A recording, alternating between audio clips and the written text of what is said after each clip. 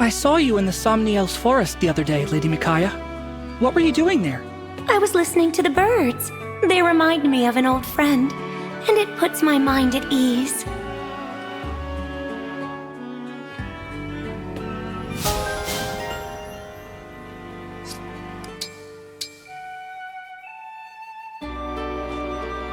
Guess what, Lady Celica? Today I got to train with the Divine One! You sure do adore the Divine One. Seeing how happy that makes you makes me happy too.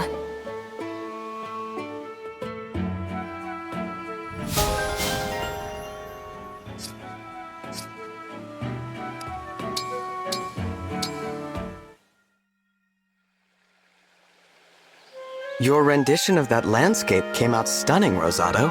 I saw it on display in the cafe. Everyone who walked by seemed to stop and stare at it. Oh, I'm so glad. It was worth the trip, right? It was, even if we almost drowned crossing that river on the way. And that pack of wolves that chased us, I really thought we were going to die. But that's all just fond memories now. And the view we found made it all worth it.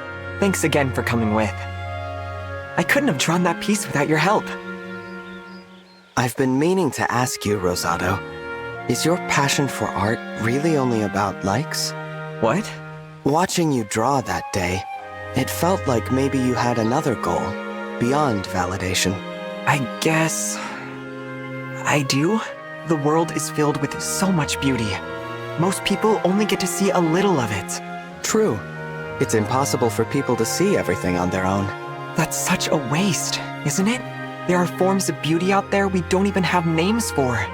Unique, precious things. If I can show people even a little more of the diversity in the world, I'll be happy. It'll mean I've helped build a world where folks accept and appreciate each other's differences. Opening minds by showing them new things. Didn't know you were such a profound thinker. Maybe I'm just showing off. Not at all. I have a lot of respect for you, Rosado. Even more now. Thank you. That means a lot. Want to join me the next time I go looking for a new landscape to draw? I'd love to. I'm eager to see what you show me next.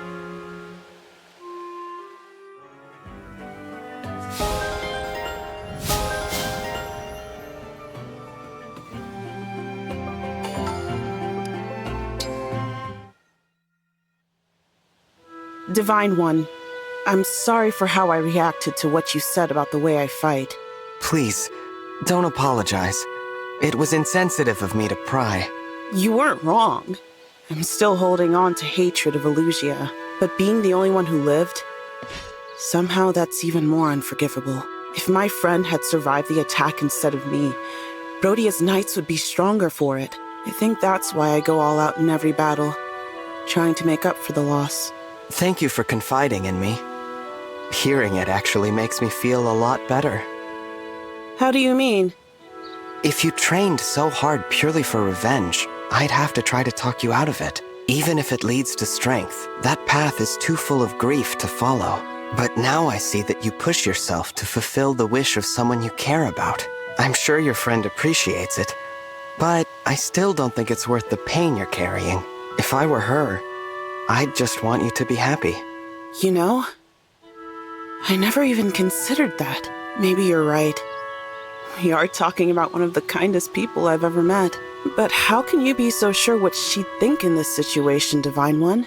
It's easy to know that sort of thing when you care about a person. Ah. Was that the wrong answer? No, of course not. It's nice to hear. Thank you, Divine One. It means a lot to me.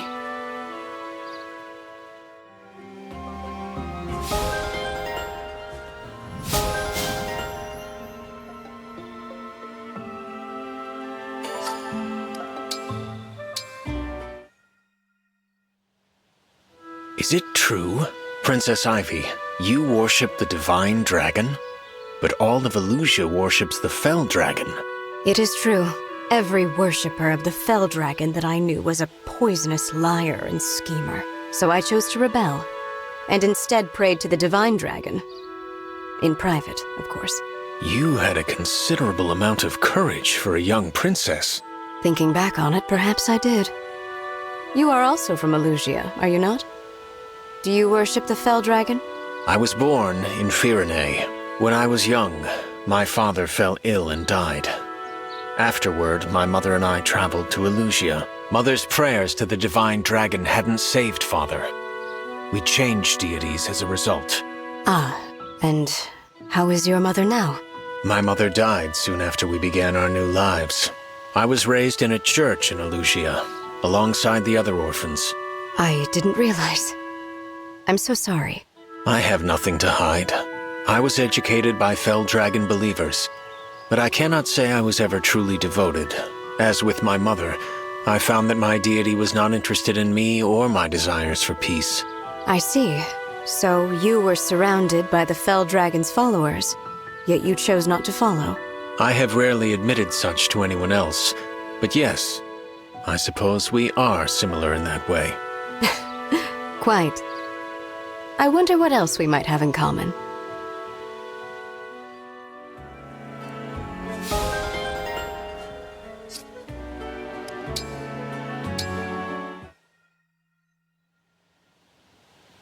Ah, Rosado.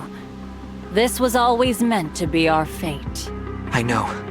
This had to happen. The last thing I want to do is fight a friend, but our destiny is inescapable. Agreed. We have no choice but to battle it out, here and now. Fair and square. Let's do this! Cool versus cute! The superior style wins! You're a devoted student of cool, while I've dedicated my life to the pursuit of cute. A twist of fate brought us together. And now it's up to us to decide which force is stronger. So, here's what we're going to do.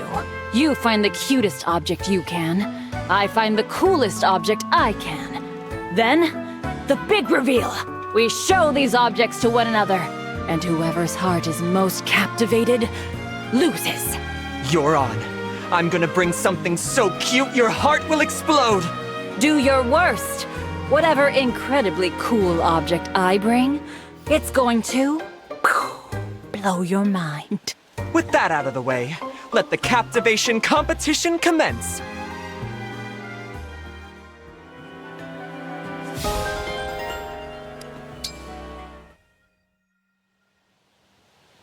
Hey, Goldmary, could you teach me how to cook? I could, but why the sudden interest? I've been thinking. When it comes to cuteness, I'm obviously miles ahead of you. Excuse me? But you're still better than me at a lot of things, and cooking is one of your many talents. So I figure, if I really want to compete with you, I should learn. How hard could it be? Sorry, but I'm still not past the part where you said you're miles ahead of me in cuteness. Really? Well, we can come back to that another day. The important thing is I want to learn to cook, and I want you to teach me. What do you say? Not the most flattering way to ask for a favor. But since we're friends... All right, I'll teach you. Yes! Thanks, Goldmary! Soon I'll be adorable and multi-talented. I suppose we'll see.